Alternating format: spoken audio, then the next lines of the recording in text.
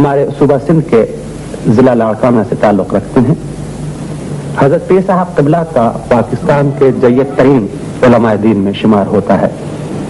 زہد و اتقاء کے لحاظ سے آپ ہمارے بزرگ اسلاف کا صحیح نمونہ ہیں، اور آپ کے مریدین اور متوسلین کا دائرہ بہت وسیع ہے۔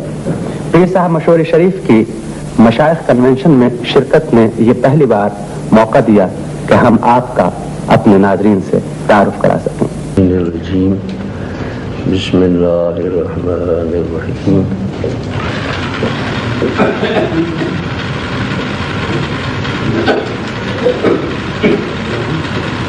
ألم تعلم أن الله له ملك السماوات والأرض وما لكم من دون الله من ولي ولا نصير صدق الله العلي العظيم وصدق رسوله النبي الكريم ونحن على ذلك من الشاهدين والشاكرين والحمد لله رب العالمين۔ ہم آج یہ مقصد لے کر آئے تھے وہ کل سے لے کر ہمارے پورے نہیں ہو سکے، اور اللہ سے جل شانہ کی مصلحتیں بہت بہتر ہوتی ہیں۔ انشاءاللہ تعالی ہمارے جو دلی مقصد ہیں وہ سب پورے ہو سکے انشاءاللہ تعالی۔ ہماری یہ تمنا تھی پاکستان بننے کے وقت میں ہم نے اور دوسری جماعتوں نے اس میں کوشش کی تھی، اس لیے کہ ہم پاکستان کو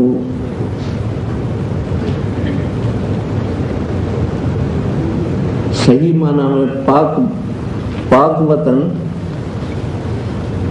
بنانے کا تہیہ کر دیا تھا۔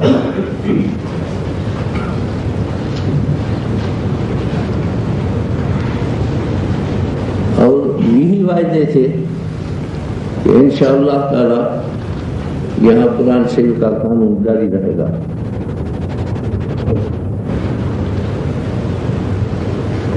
پھر زمانے کے انقلاب نے یہ ہیر پھیر کرتے کرتے ہماری تمناؤں کو التوا میں ڈالتے آئے،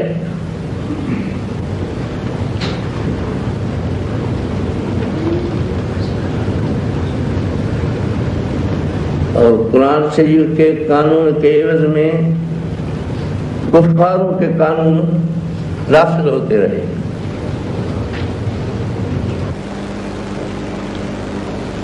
اب اللہ سے جل شانہ والوں کا شکر کرتے ہیں،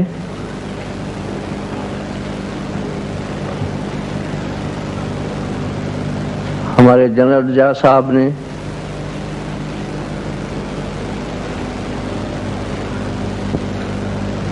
اسلام کے قانون کے رائج کرنے کے لیے اللہ سے نے ان کو توفیق دی ہے کہ ہمت کر کے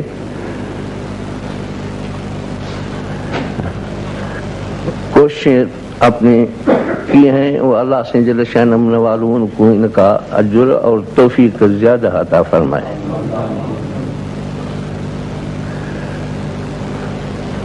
مگر جس طرح اس میں آستگی سے کام لیا جا رہا ہے، ہمارے خیال میں تو اس آستگی کی ضرورت نہیں ہے۔ ہم بحیثیت مسلمان کے قرآن شریف کے تابع ہیں، بے دریغ اور بغیر تاخیر کے ہم قرآن شریف پر عمل کرنے کے لیے تیار ہو جائیں، وہ ہمارے لیے بہتر ہے۔ کوئی نیا قانون بنانا تو نہیں ہے، یہ قانون بنا ہوا اللہ سے جل شانہ والوں کا ہے۔ ہم کو اس پر عمل کرنے کے لیے آج ہی تیار ہونا چاہیے، اور کل تک کیوں اس کو تاخیر میں ڈالیں؟ چونکہ تقریر کرنے کے لیے طبیعت میں میری میں فرحت نہیں ہے، اس لیے فقط ایک عرض کروں گا، اور اس وقت میں ہمارے صدر صاحب کو جو اللہ سے جل شان والوں نے ہم سب کا ایک اسلام کے بیڑے میں ہیں اور ان کو ناخدا بنایا ہے. اور میں تو سمجھتا ہوں کہ اسلامی مملکت والوں نے بھی ان کو نظر انتخاب ان پر پڑی ہے، تو یہ تو جوابداری زیادہ سے زیادہ ان کے سر پر آ گئی ہے.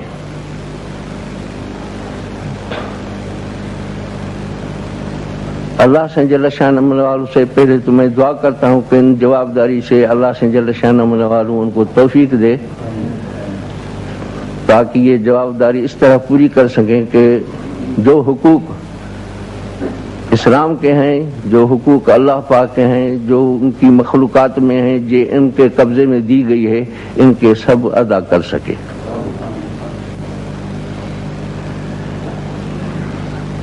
اور اس میں یہی عرض کروں گا، یہ جوابداری سے عہدہ بڑھانے کے لیے آپ کو اللہ سے جل شان والوں اپنی محبت عشق اور حضور صلی اللہ علیہ وآلہ وسلم کی محبت اور عشق کی دولت سے نوازے، تاکہ آپ اس مشکل کام کو، جوابداری کو خیریت سے نبھا سکیں. کسی راستے کے بندے نے کہا ہے، تا مست نہ گردی نہ کشی بار غم عشق، آری شترے مست کشد بار گنارا.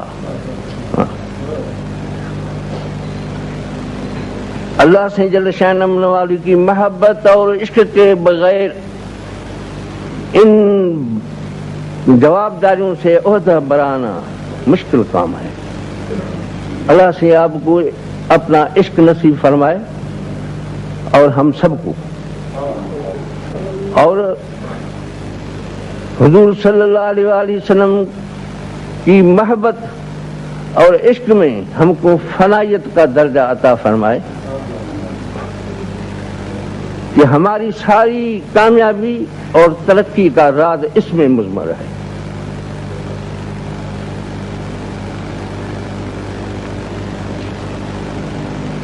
یہ ہماری دعا ہے،